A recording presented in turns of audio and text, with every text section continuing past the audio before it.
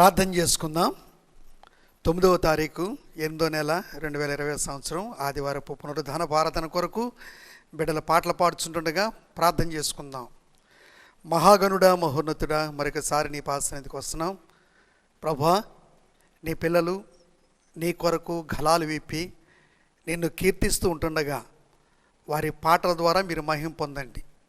వారిని దీవించండి, ఆశీర్వదించండి. అలాగనే నాయనా, బిడ్డలు ప్రతి వాయిద్యములను కూడా మీరు ముట్టండి. సమస్తము నీకు మహిమకరముగా ఈ కార్యక్రమాన్ని జరిగించమని యేసు నామమున అడుగుచున్నాం తండ్రి, ఆమెన్.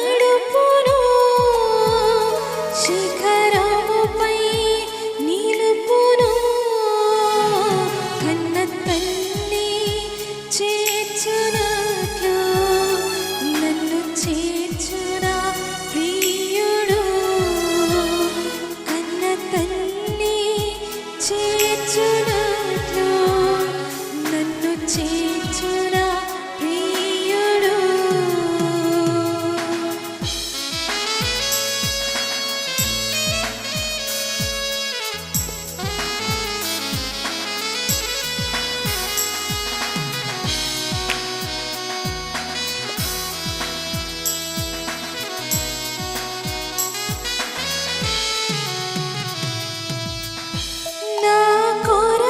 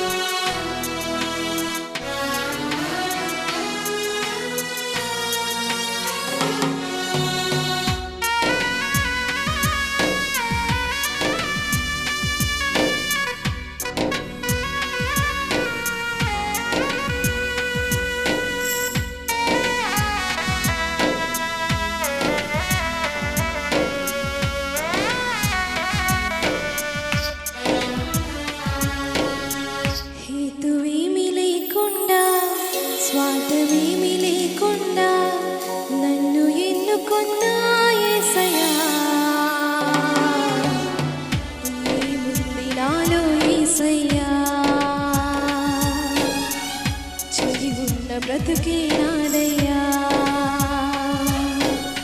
హేతువేమి లేకుండా స్వార్థమేమి లేకుండా నన్ను ఎన్నుకున్నా యేసయ్యా నీకుంది నాలో యేసయ్యా చెడి ఉన్న బ్రతుకే నాదయ్యా యేసయ్యా నీ ప్రేమ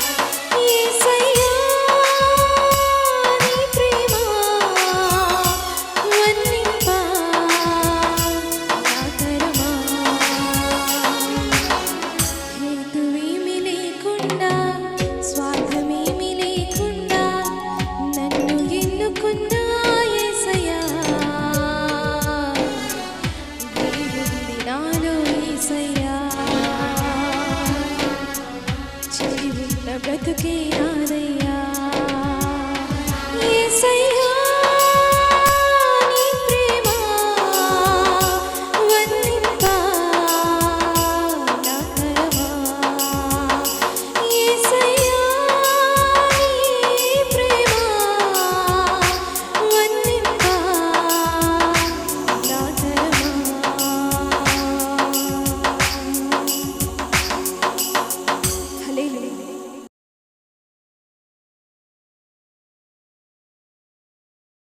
పరిశుద్ధుడా, ఇంతవరకు నీ పిల్లలు నిన్ను ఆరాధించారు, మీ వందనాలు. ఆరాధనకు యోగ్యుడా, ఆరాధనకు పాత్రుడా, స్తుతి సింహాసనాసీనుడా, మా ఆరాధన మీరు అంగీకరించి మీ సన్నిధి మాతో ఉంచి ప్రభా నీ పక్షంగా నిలబడుతున్న నన్ను నీ సిలువు చాటును మరుగు చేసి మీరు మహిమ పొందమని యేసు నామమున అడుగుచున్నాం తండ్రి, ఆమేన్.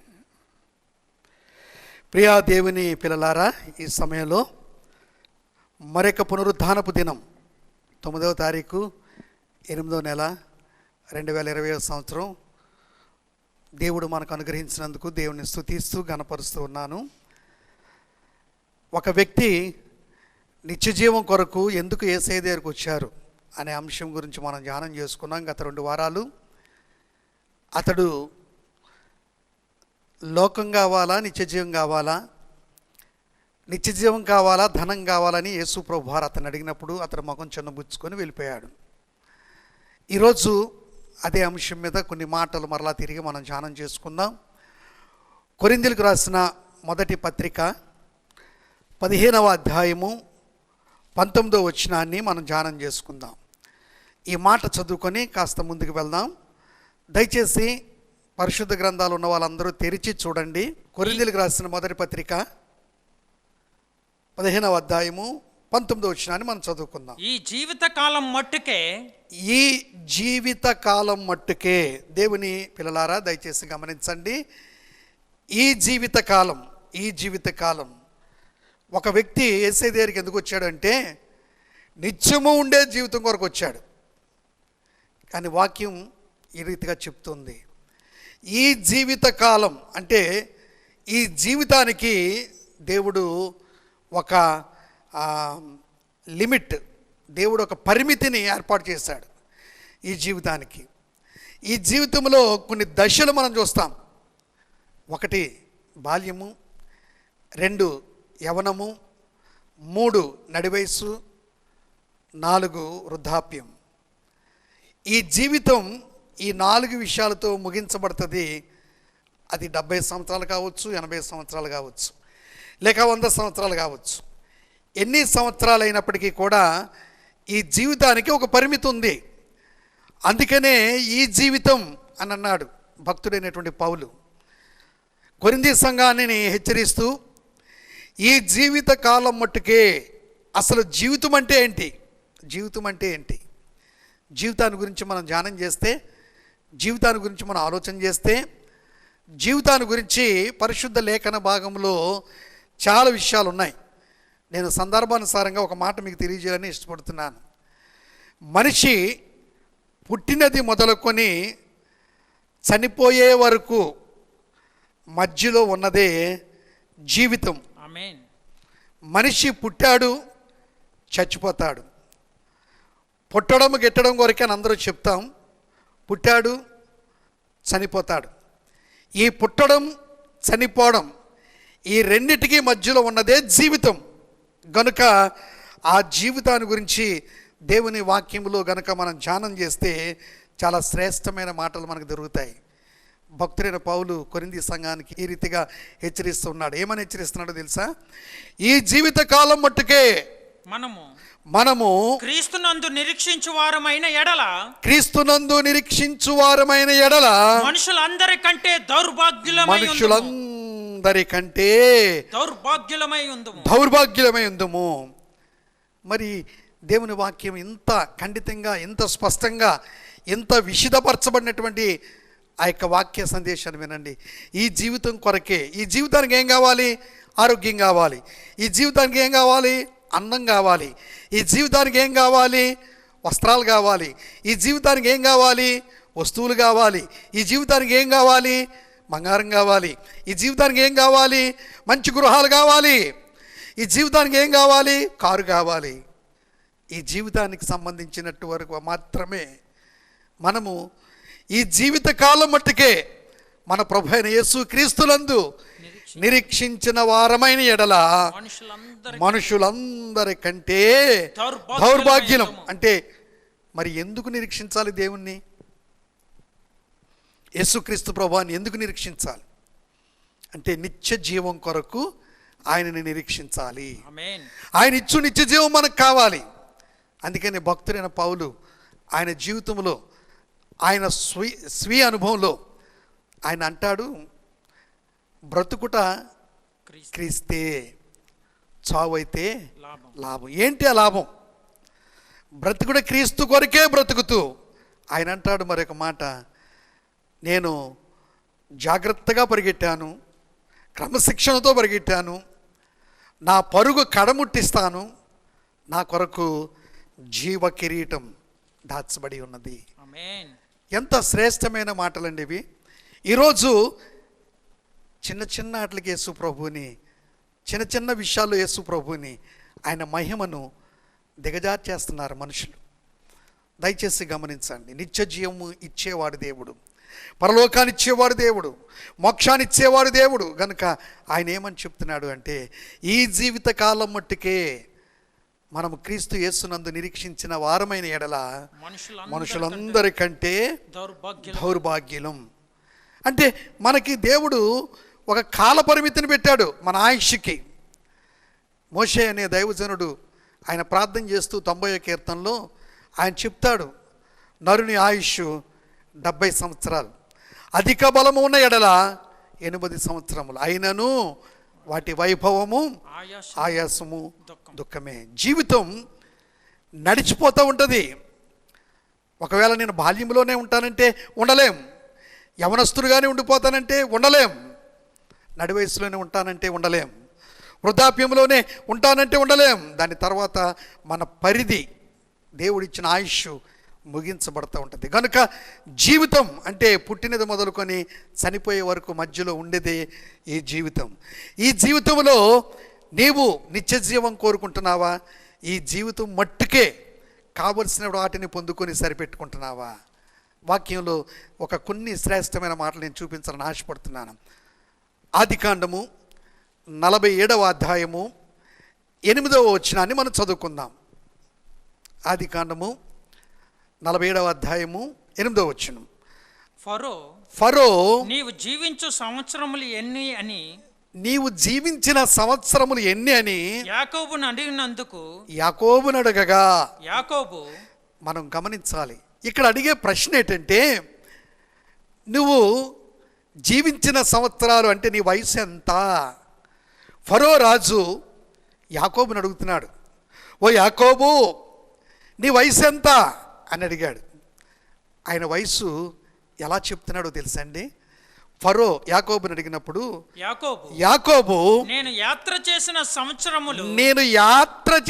సంవత్సరములు, నేను బాల్యము మొదలుకొని నేను మరణము వరకు నేను యాత్ర చేసిన సంవత్సరములు 130 సంవత్సరాలు. రాజుగారు ఏమడిగాడు? నీ వయసు ఎంత అని అడిగాడు. ఈయనేమంటున్నాడు? నేను ప్రయాణం చేసిన సంవత్సరాలు 130. ఏంటి దీంట్లో ఉన్న మర్మం ఏంటి? ప్రియ సోదరి సోదరుడా, నీవు నేను లోకంలో పుచ్చాం, సంవత్సరాలు గతించిపోతూ ఉన్నాయి, సంవత్సరాలు దొర్లిపోతూ ఉన్నాయి, సంవత్సరం వెంబడి సంవత్సరం వస్తానే ఉంది. నీవు నేను కూడా వయస్సు పెరుగుతూ ఉంది. బాలురు యవనస్తులు అవుతున్నారు, యవనస్తులు నడి వయసులోకి వస్తున్నారు, నడి వయస్సులు వృద్ధాప్యంలోకి వెళ్తున్నారు, వృద్ధులైన తర్వాత మరణంకి వెళ్ళిపోతున్నారు. పరిమితి, దేవుడు కాల పరిమితి నిర్ణయించాడు. కనుక ఇక్కడ యాకోబు అంటాడు, నువ్వు జీవించిన సంవత్సరాలు ఎంత, నీ వయసు ఎంత అని ఫరో రాజు అడిగితే, నేను యాత్ర చేసిన సంవత్సరములు 130 సంవత్సరాలు, నేను యాత్ర చేసిన సంవత్సరాలు 130. నేను జీవించిన సంవత్సరములు చాలండి. 130 సంవత్సరాలు నేను జీవించిన 130 సంవత్సరాలు కూడా కొంచెమే. కొంచెమే అంటున్నాడు. ఎందుకో తెలుసా? నిజానికి జీవితాన్ని దేవుడు యాత్రతో పోల్చాడు. ఆమేన్. యాత్రతో పోల్చాడు. అంటే నడుస్తుంది, యాత్ర ప్రారంభమైంది. తల్లి గర్భములో పుట్టినది మొదలుకొని సమాధి వరకు వెళ్ళే వరకు కూడా యాత్రే. ఈ యాత్ర ముగించిన తరువాత ఓ మానవుడా, నువ్వు ఎక్కడికి వెళ్తావు? నువ్వు బ్రతికుండగానే నిన్ను నిర్ణయించుకో. నువ్వు బ్రతికుండగానే ఆయన చెప్తాడు మనతోటి. నేను ముందు ఆ విషయాలు చెప్తాను. ఇక్కడ మనకి జీవితాన్ని యాకోబు ఏమని చూపించాడు అంటే యాత్ర అన్నాడు. కనుక దేవుని వాక్యంలో మరొక మాట మనం చదువుకుందాం. యాత్ర అనే మాట ఎందుకు యాకోబు ఉపయోగించాడు? ఇదే మాటను నూతన నిబంధనలో పేతురు భక్తుడు దీని ఆంతర్యాన్ని చెప్తాడు. ఎలా చెప్తాడో తెలుసండి? చక్కగా విశదపరుస్తాడు. పేతురు రాసిన మొదటి పత్రిక 2వ అధ్యాయం 11వ వచనం అనుకుంటాను. దయచేసి ఒకసారి మనం ప్రియులారా మీరు పరదేశులను ఎంత శ్రేష్టమైన మాట మనం చదువుకుంటున్నామో చూడండి. ప్రియులారా మీరు పరదేశులను అంటే మనం గమనించాలి. ఈ యాత్ర చేస్తున్నటువంటి మనము, యాకోబు అన్నటువంటి నేను యాత్ర చేసిన సంవత్సరాలు 130 అన్న కారణం ఏంటంటే ప్రియులారా మీరు అనగా ప్రియులు అంటే ప్రభువుకి ఇష్టమైన వారు, ప్రభు ప్రేమించిన వారు, కనుక ప్రభు చేత విమోచించబడిన వారు ఆయనకి ఇష్టలు, ప్రియులు. అందుకనే సంఘాన్ని ఆయన అంటాడు ప్రియులారా మీరు పరదేశులు. మనం తెలుసు కదా చాలా సందర్భాల్లో. మరి మేము చాలా సందర్భాల్లో పాడిన పాట పరదేశులము ప్రియులారా మనము పరదేశులము, పురమిది కాదు ఇప్పుడు అనే పాట పాడతాం. ఎవరి గురించో తెలుసా? నిజంగా ప్రభులో నిద్రించిన వారి గురించి కాదు, బ్రతికున్న వాళ్ళ గురించి పాట పాడతాం. కారణం ఏంటంటే మనము కూడా ఏదో ఒక రోజు దీన్ని విడిచిపెట్టాలి. అది వైరాగ్యం కాదు, వాస్తవం. వైరాగ్యం కాదు, అది వాస్తవం. గనుక మనము దేవుని వాక్యంలో గనుక ధ్యానం చేస్తే ఇలాగున వ్రాయబడినటువంటి అంశాన్ని మీకు నేను జ్ఞప్తికి తెస్తున్నాను. ప్రియులారా మీరు పరదేశులను యాత్రికులనై ఉన్నారు గనుక ఆత్మకు విరోధముగా పోరాడు శరీరాశలను విసర్జించి అన్యజనులు మిమ్మల్ని ఏ విషయంలో దుర్మార్గులని దూషింతిరో ఆ విషయంలో వారు మీ సత్క్రియలను చూచి బట్టి దర్శన దినమున ఆమేన్. చాలండి. మీ సత్క్రియలు ఎలా కనబడాలి? జీవితం ఒక ప్రయాణం. మనం పరదేశులం, యాత్రికులం. ఈ యాత్రలో మన సత్క్రియల వలన మన నిజరక్షకుడైన, మన విమోచకుడైన మన ప్రభువును, మన రక్షకుడైన యేసుక్రీస్తును, నిత్య జీవాన్నిచ్చే ఆ ప్రభువును మన సత్క్రియల ద్వారా ఇతరులకు చూపించగలగాలి. సాక్ష్యం నేను చెప్పినా చెప్పకపోయినా అనాదికాల సంకల్పంలో లేఖనాల్లోనే లిఖించబడి పరిశుద్ధాత్మ చేత వ్రాయించబడినటువంటి లేఖనాలే దానికి సాక్ష్యం చెప్తున్నాయి. ఆ 39వ వచనంలో ఈ రీతిగా రాయబడి ఉన్నది, లేఖనములయందు మీకు నిత్య జీవము కలదని తలంచుచు లేఖనములయందు మీకు నిత్య జీవము కలదని తలంచుచు వాటిని పరిశోధిస్తున్నారు. ఎలాగూ ఈ నిత్య జీవం ఎలాగూ మనకి సంక్రమిస్తుంది, ఏ రీతిగా మనం దాన్ని స్వతంత్రించుకుంటాం, ఏ రీతిగా నిత్య జీవాన్ని మనం పరిపూర్ణంగా పొందుకుంటాం అనే విషయాన్ని లేఖనాల్లో మీరు పరిశోధిస్తున్నారు, లేఖనాల్లో మీరు పరిశీలిస్తున్నారు. మీరు జాగ్రత్తగా దాని మీదే లక్ష్యం ఉంచి దాని మీదే దైవిక సంబంధమైన జ్ఞానంతో చదివిన ఎడల అవే నన్ను గూర్చి సాక్ష్యం ఇస్తున్నాయి. లేఖనాలు సాక్ష్యం ఇస్తున్నాయి. ఏమని?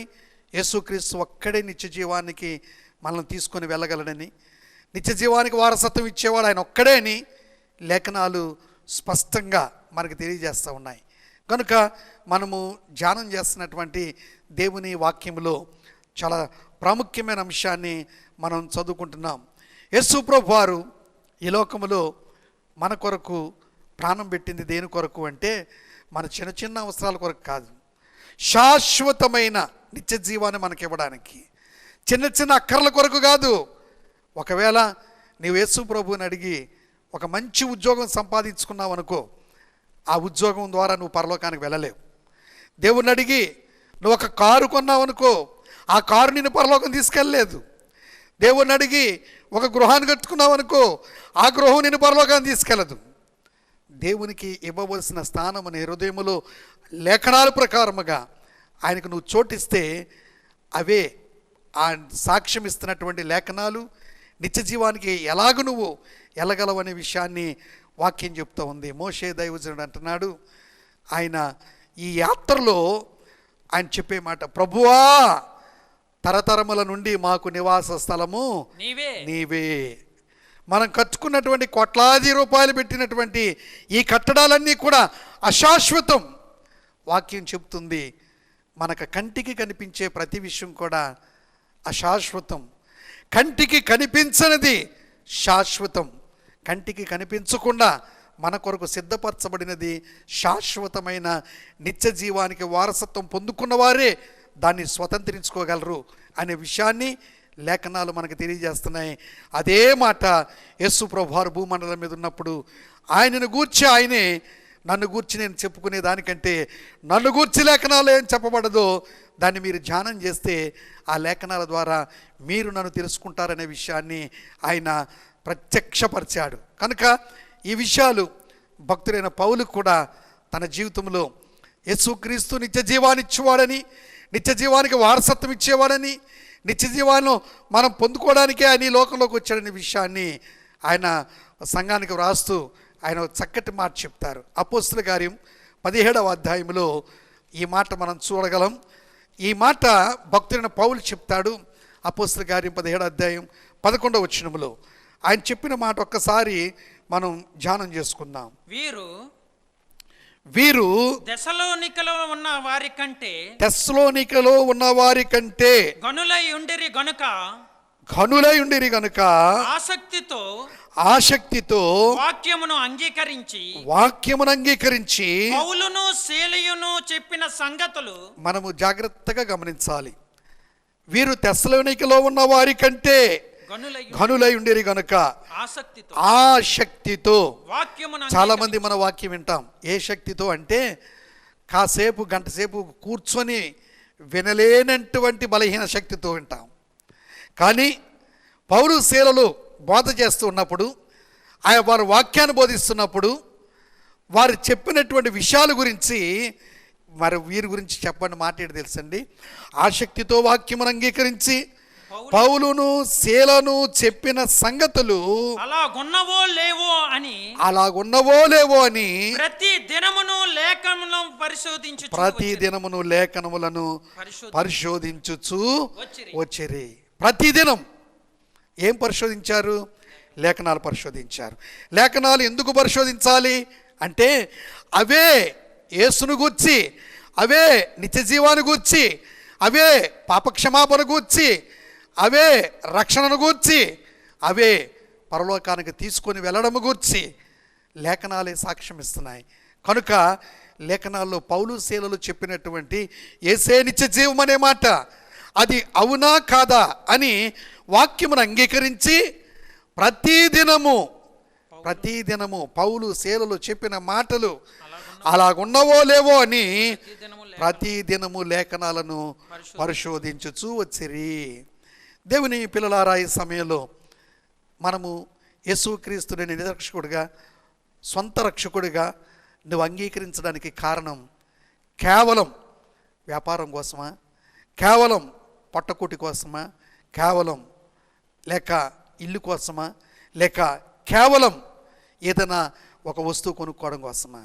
నేను చెప్తున్నాను, ఈరోజు యేసుక్రీస్తుని నీ సొంత రక్షకుడిగా దేని కొరకు అంగీకరించాలంటే ఈ జీవితానికి కాలపరిమితి ఉంది. ఈ కాలపరిమితి ఆయుష్ అయిన తర్వాత నిత్య జీవము, మరణము లేనిది, శాశ్వతమైనది, అది పరలోక సంబంధమైనది ఉన్నదనే విషయాన్ని యేసు కూడా ఈ లోకంలోకి వచ్చి దానినే ప్రబోధించినటువంటి ఆ వాక్యాన్ని కనుక నువ్వు అంగీకరిస్తే, వాక్యము సెలవిచ్చినటువంటి మాట మనము జాగ్రత్తగా చూసినట్లయితే దీంట్లో చాలా విషయాలు మనం నేర్చుకోవచ్చు. కారణం ఈ జీవితం మట్టుకే యేసు ప్రభుని కాదు. ఎందుకంటే ఈ జీవితం మట్టుకే మన ప్రభు అయిన యేసుక్రీస్తునందు మనము నిరీక్షించిన వారమైన ఎడల మనుషులందరికంటే దౌర్భాగ్యులం. ఈ దౌర్భాగ్య స్థితి మనకొద్దు. ఈ దౌర్భాగ్య స్థితి మనకొద్దు. కేవలం కడుపు నొప్పుకో, కాలు నొప్పుకో, లేక చేయి నొప్పుకో మనము దేవుణ్ణి మనము నిరీక్షించే వారంగా ఉండడానికి ఆయన ఇష్టపడడం లేదు.